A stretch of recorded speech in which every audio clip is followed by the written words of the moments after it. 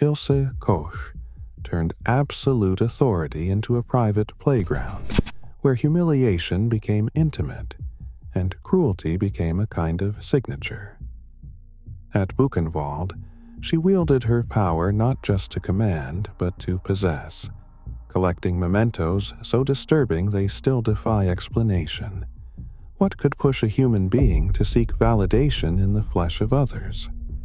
To understand the psychology behind such acts is to ask how shame dies and what grows in its place. Born in Dresden in 1906, Ilse Koch grew up in the shadow of Germany's economic collapse. Her father worked in a cement factory, and Ilse left school early, training as an accounting clerk.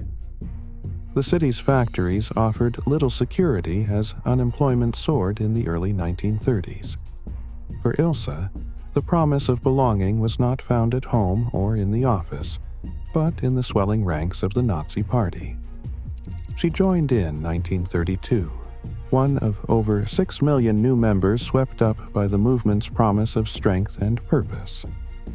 Her work as a clerk in Dresden placed her on the margins of the party's machinery, but she was determined to move closer to its center. The party oath, recited by every new member, demanded absolute loyalty.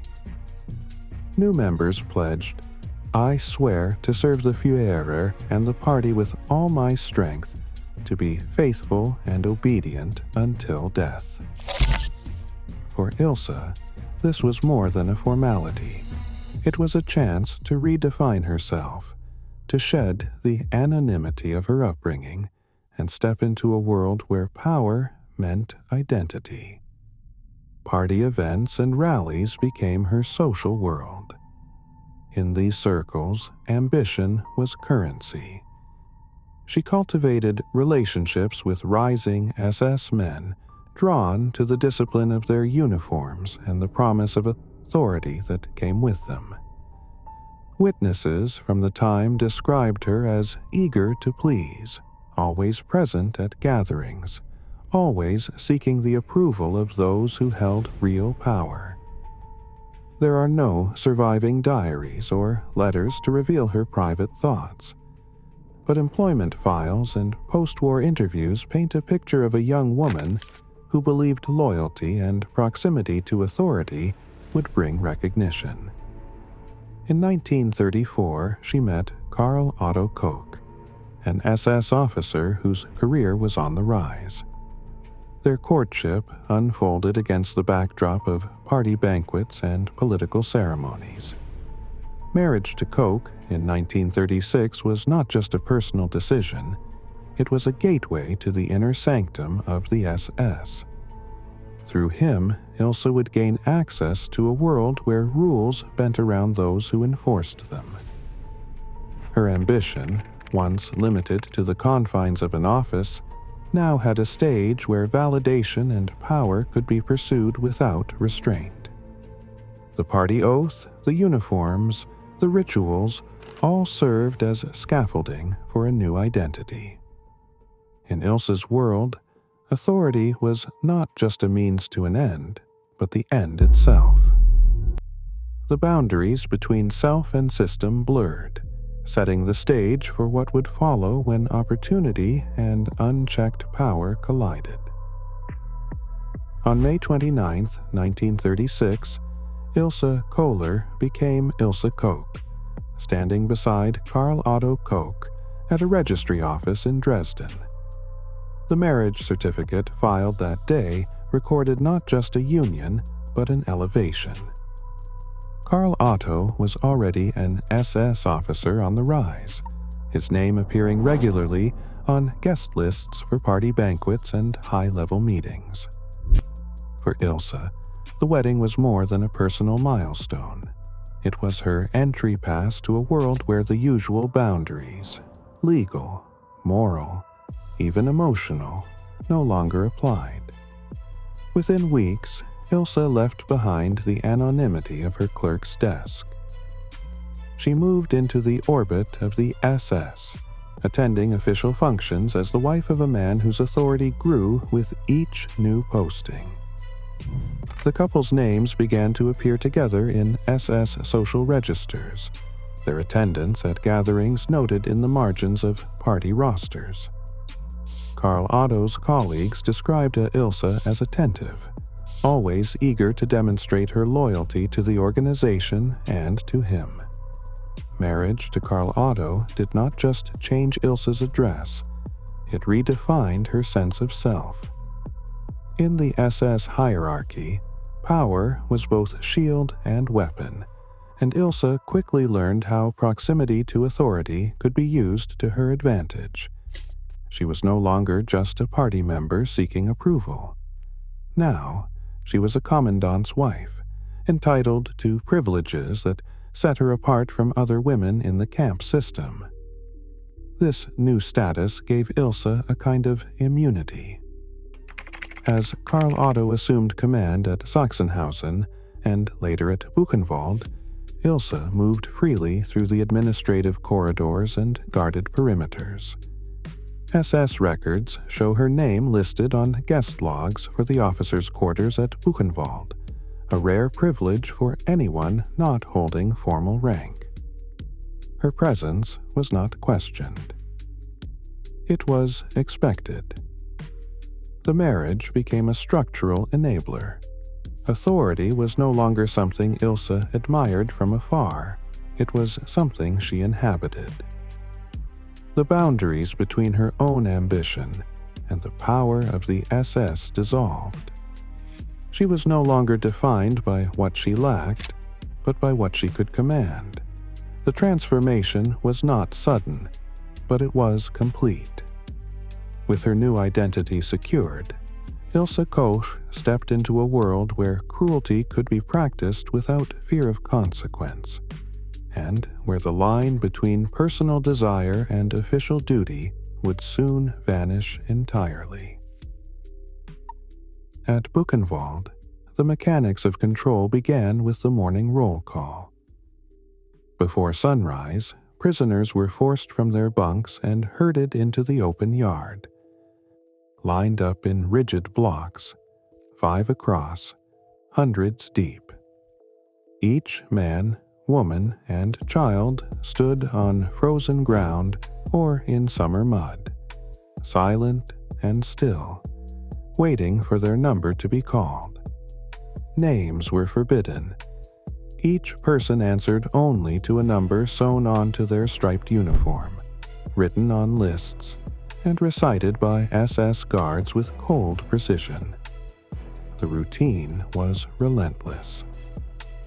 Morning and evening, sometimes more, the roll call could last 1 hour, or stretch to 3, 4, or even 12 hours if a single count did not match the SS register. During escape alerts or punishments, prisoners stood motionless through the night, some collapsing where they stood. The camp's registry listed every arrival, reducing a life to a serial number. Red triangles marked political prisoners. Green marked criminals. Pink marked those labeled as sexual deviants. Each category assigned its own code, but all identities were erased beneath the numbers. SS officers barked commands, and prisoner functionaries echoed them, their own numbers barely higher than those they policed. In official directives, the language was clinical. All inmates must be present. Discrepancies were punishable by death. Survivors described the effect. One survivor remembered that after a while you forgot your name. You became your number. That was all you were. The roll call was not just a count. It was a daily lesson in submission. The longer the wait, the more the body ached, the more the mind retreated. Exposure, hunger, and exhaustion broke down resistance. SS used these routines to turn people into objects, interchangeable, anonymous, accountable only as units on a list. The system worked because it was impersonal. No guard needed to know a face. If a number was missing, the block was punished as a whole. If a prisoner faltered, the punishment was public, a warning to the rest. The roll call yard became a theater for humiliation and control, where the machinery of the camp replaced every trace of individuality with obedience and fear.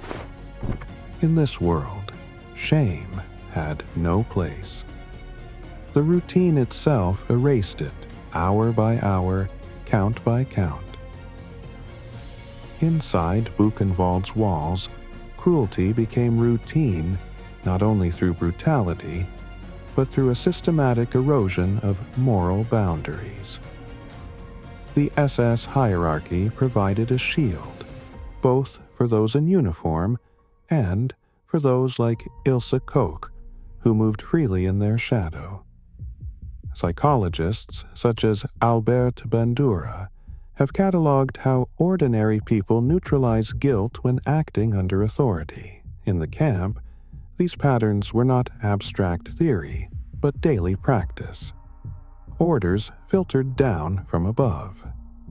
Responsibility was spread thin, so no single person felt the full weight of any decision. Bandura called this diffusion of responsibility. Every act of harm became just another cog in the machinery. Euphemistic language softened reality. Prisoners were not beaten, they were described as disciplined. Selections for punishment were called necessary measures. The SS codebook, filled with sterile terms, allowed staff to see themselves as administrators, not perpetrators. Social psychologist Stephen Haslam described this process as a kind of moral disengagement. It was not that people forgot right from wrong, but that they learned to see their actions as serving a higher cause. The camp's routines, roll calls, punishments, record-keeping turned individuals into objects and objects into numbers. Once the system defined someone as less than human, any act against them felt less like cruelty and more like procedure. This psychic numbing, as psychiatrist Robert J. Lifton later called it, dulled the senses.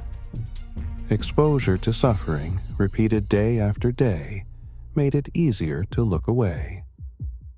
For Ilse Koch, the environment did more than permit cruelty.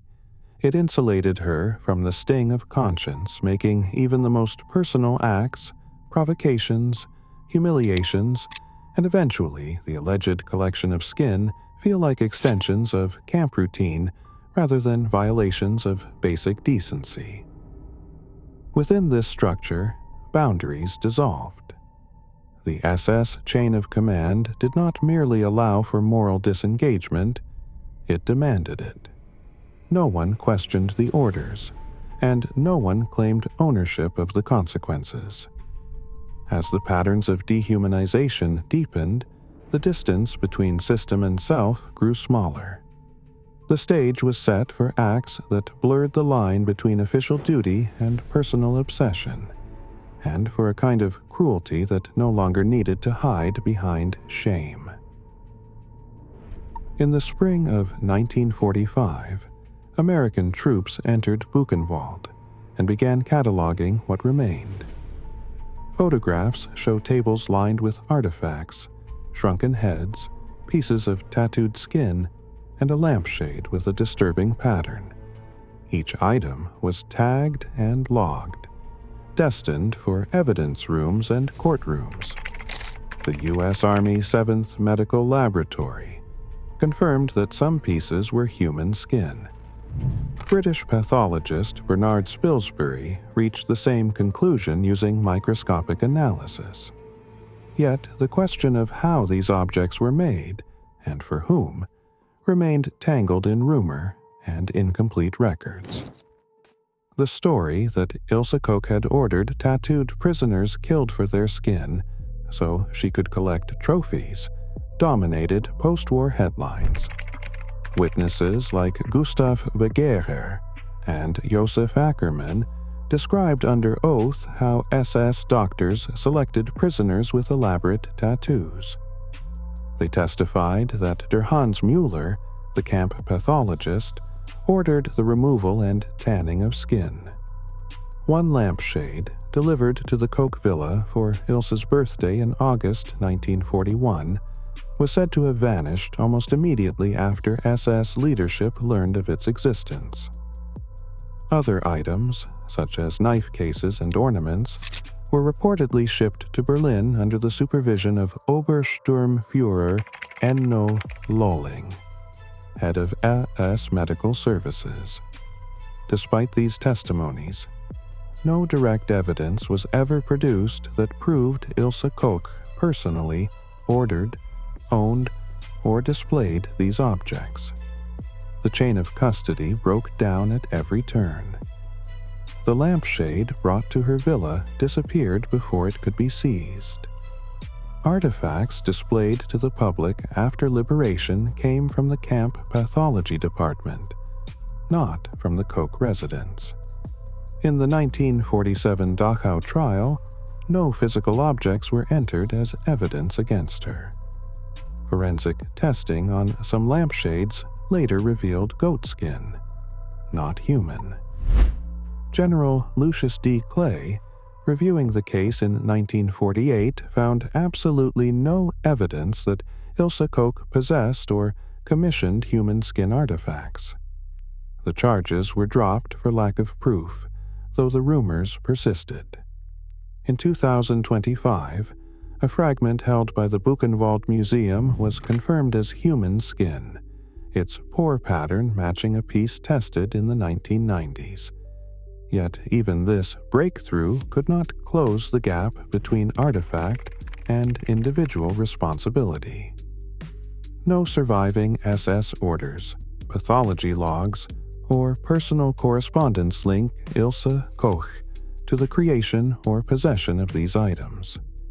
The provenance of each object remains clouded, assembled from hearsay, missing records, and the trauma of those who survived. The evidence leaves only ambiguity. The skin artifacts existed. Some were human, but the step from pathology lab to personal collection is supported by testimony, not by unbroken proof. The case against Ilse Koch on this charge stands as a caution. Even in the face of horror, the facts can remain elusive, and the truth can remain incomplete. Forensic psychologists studying trophy-taking point to a pattern that stretches far beyond any single crime or war. In the context of Buchenwald, the alleged artifacts, skin fragments, ornaments, a lampshade, became more than evidence or rumor. They represented the final stage of power, the urge to turn a person into a permanent possession. In trophy psychology, the object is not just a souvenir. It is a mark of domination, a physical reminder that the taker's will has overridden someone else's existence. Across history, conquerors have seized hair, bones, or weapons, each item a token of conquest. But human skin, marked with tattoos, carried a different weight. Tattoos were personal, chosen by the prisoner, etched onto the body as a sign of identity or memory. To remove and preserve that skin was to erase the individual and claim their uniqueness as property. The act of collecting or displaying such trophies, even if only through rumor or accusation, speaks to a psychology where ownership and destruction become intertwined. For the collector, the object is proof that boundaries, moral, legal, or physical, no longer apply. The skin, tanned and shaped, is a record made permanent. Forensic psychiatrists describe this as a form of eroticized possession. The object is intimate, secret, and enduring. It is not enough to punish or humiliate. The need is to possess, to have a piece of the victim that cannot be taken back. In this sense, the trophy is both a weapon and a shield. It wards off shame by transforming cruelty into pride. Some experts argue that for women like Ilse Koch, the rumors of collecting skin, true or not, served another function. In a world where female power was often denied or mocked, the idea of a woman claiming such trophies became a story about gender and transgression. The rumors themselves, repeated in courtrooms and newspapers, reflected the unease of a society grappling with the possibility that cruelty was not just a male domain. The psychology of trophy-taking is rooted in the need for permanence. Acts of violence fade, but the object endures. In the aftermath of Buchenwald, the artifacts, whether real, fabricated, or missing, became symbols of a deeper truth. When authority is absolute, the urge to possess can become inseparable from the urge to destroy. The story of Ilse Koch's alleged collection is not just about evidence or guilt. It is about the dark comfort that comes from turning power into something tangible, something that lasts even when memory fails. Ilse Koch did not blend into the background at Buchenwald. She was a presence, deliberate, visible, and always on display. Survivors remembered the way she moved through the camp, not in the drab uniforms of the SS, but in tailored dresses, riding breeches, and high boots. On some days she appeared at roll call in short skirts or tight blouses, a calculated contrast to the striped rags of the prisoners. Her fashion was not an afterthought. It was a performance, a signal that the rules did not apply to her, that she was untouchable. In the camp's daily theater of humiliation, Ilse Koch played a starring role. One incident recorded in multiple testimonies took place during a morning roll call. As prisoners stood in rigid lines, she strolled along the front, her gaze scanning the faces. A young man dared to glance up. Just a second. Just a flicker of eye contact. She stopped, pointed him out, and ordered him forward. The punishment was swift and public. Beatings, then hours of forced labor, all while the rest of the camp watched.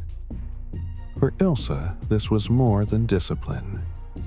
It was a demonstration, a way to remind thousands of men that even a look could bring ruin if she willed it. Her authority was not just borrowed from her husband's rank. She wielded it as her own, using her gender as both a weapon and a spectacle. Where male SS officers enforced order with barking commands and whips, Ilse's power was more intimate and more theatrical. She used her appearance, her hair, her clothes, her poise, to assert dominance in a world designed to erase individuality. In a place where prisoners were stripped of everything, her self-presentation became another tool for control. The humiliation she orchestrated was not random. It was ritualized, repeated, and always public. Survivors described how she would single out prisoners for imagined slights, a glance, a stumble, a whispered word, and turn these moments into lessons for the entire camp. Each punishment was a display of her right to command and degrade, a reinforcement of her own importance. The camp's routines of cruelty became stages for her self-affirmation. For Ilse Koch, femininity was not a limitation. It was a resource, something to be sharpened and used. Her presence at roll calls, her calculated attire, her public punishments, all served to blur the line between personal vanity and institutional violence.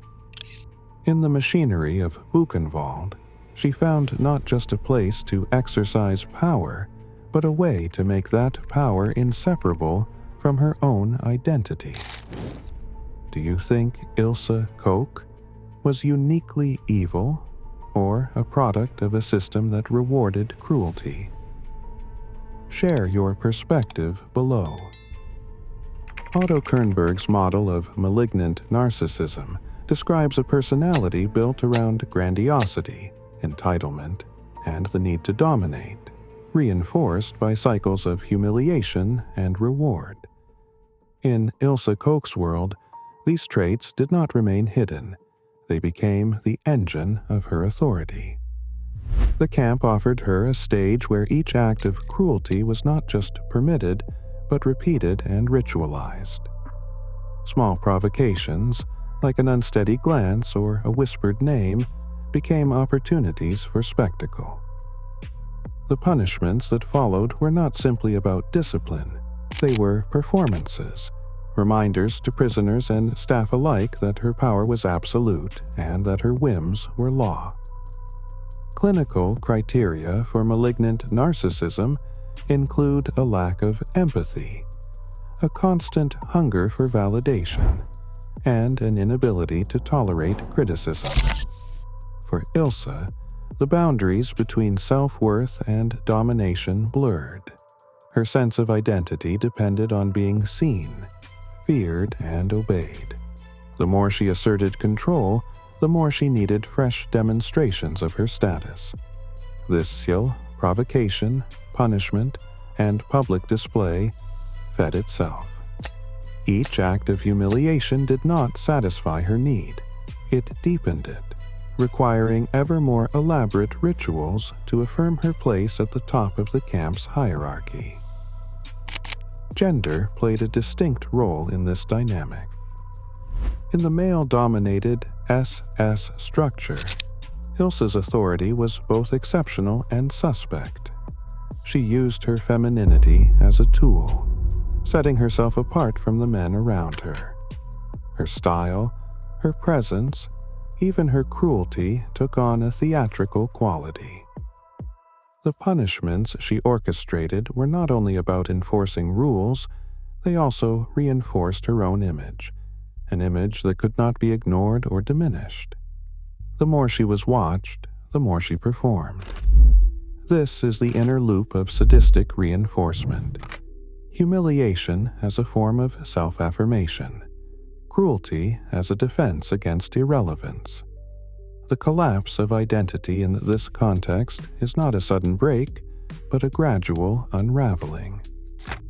Kernberg's theory holds that malignant narcissists cannot separate their need for admiration from their need to inflict pain.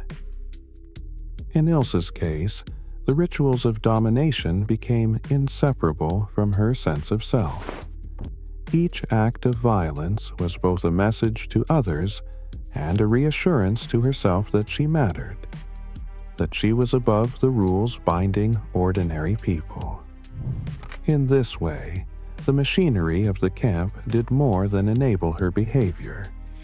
It became the scaffolding for a personality that could not exist without power, or without the constant rehearsal of its own importance. Ilse Koch's arrest came in June 1945, just weeks after the liberation of Buchenwald. American military police detained her in Ludwigsburg, listing her as a high-priority suspect because she was the commandant's wife and because of the flood of allegations surrounding her name. The formal investigation moved quickly. By January 1947, Koch stood in the dock at Dachau, one of 31 defendants in the largest U.S. war crimes trial against Buchenwald personnel. The courtroom, a converted barracks, filled with the weight of testimony. Survivors described beatings, forced labor, and selections for punishment. Prosecutors presented witness after witness, some recounting rumors of human skin artifacts, others focusing on the daily humiliations and violence Koch was said to have orchestrated. The charges against her included incitement to murder, abuse of prisoners, and participation in the camp's machinery of cruelty. The most sensational claims, alleging that she ordered the murder of tattooed inmates to collect their skin, dominated press coverage. In the courtroom, however, the evidence fell short. No lampshade, no gloves, no album made of human skin could be produced. Pathology reports entered into the record showed that some items were made of goat leather. After months of proceedings, the tribunal found Ilse Koch guilty of war crimes and crimes against humanity. She was sentenced to life imprisonment on August 19, 1947. A year later, the case landed on the desk of General Lucius D. Clay, the U.S. military governor in Germany. Clay reviewed the trial transcripts personally and wrote that there was absolutely no evidence that she had selected concentration camp inmates for extermination in order to secure tattooed skins, or that she possessed any articles made of human skin. Citing the lack of material proof and the unreliability of some witness statements, Clay commuted her sentence to 4 years in April 1948. The decision sparked outrage. Journalists, politicians, and survivor groups condemned what they saw as a miscarriage of justice, but the commutation stood. Koch was released in 1949, only to be arrested again by West German police within weeks. The denazification court in Augsburg opened a new trial in 1950, this time under German law. The same allegations resurfaced: selections, beatings, and the shadow of the skin artifacts. Witnesses repeated their claims, but again no physical evidence could be produced. The court convicted her of incitement to grievous bodily harm and other abuses, sentencing her to life imprisonment in January 1951. Ilse Koch appealed, but the verdict held. She spent the rest of her life in Eikach Women's Prison, where official reports noted her persistent denials and episodes of self-pity, but never remorse. The legal record, built on testimony, rumor, and fragments of fact, closed with a sentence but not with certainty. The law had spoken. The psychological reckoning remained unresolved. Ilse Koch spent her final years behind the walls of Eikach prison. Her name, once shouted in courtrooms and splashed across headlines, faded to a line in the prison registry. The outside world debated her guilt. Inside her cell, Ilse clung to a version of herself untouched by remorse. Letters to her surviving son and to West German officials were filled with pleas for sympathy. She portrayed herself as a victim of false testimony, of political revenge, of a world that refused to understand her suffering. In a petition, she insisted she had never harmed anyone, and that her only crime was being the wife of a commandant. Prison psychiatric notes released after her death describe a woman locked in denial. She refused to discuss the camp, insisting on her innocence even as new evidence surfaced and old rumors persisted. Reports from the early 1960s mention episodes of emotional collapse, but never acceptance of responsibility. Ilse's sense of self was not reshaped by her sentence. It was fortified by it. She saw herself as wronged, not as a perpetrator. The suffering of others, documented in trial transcripts and survivor statements, found no echo in her words. Instead, her correspondence circled around her own hardships, her health, her loneliness, her reputation. In 1967, after nearly 2 decades in confinement, Ilse Koch died by suicide. She was found hanged in her cell, and she left a brief note to her son. The words offered no confession and no reflection on the lives destroyed at Buchenwald. They read as the words of someone who saw herself as a casualty, not as an agent. The official cause of death was suicide by hanging. The psychiatric file closed with a single sentence: no evidence of remorse. The final chapter of Ilse Koch's life was not one of reckoning, but of withdrawal. Even as the world judged her, she retreated into a narrative where guilt belonged to others. The cruelty she enacted had become inseparable from her identity. In the end, she left the world as she had lived within it, untouched by empathy and unmoved by shame. The machinery of cruelty thrives when institutions reward detachment and strip away consequence. Today, unchecked authority still tempts ordinary people to rationalize the unthinkable, whether in systems, workplaces, or borders. What happened at Buchenwald is not just history, it's a warning. The face of evil is rarely monstrous at first glance. It is the slow erasure of empathy, one decision at a time. What safeguards do we trust to hold the line? Share your thoughts below.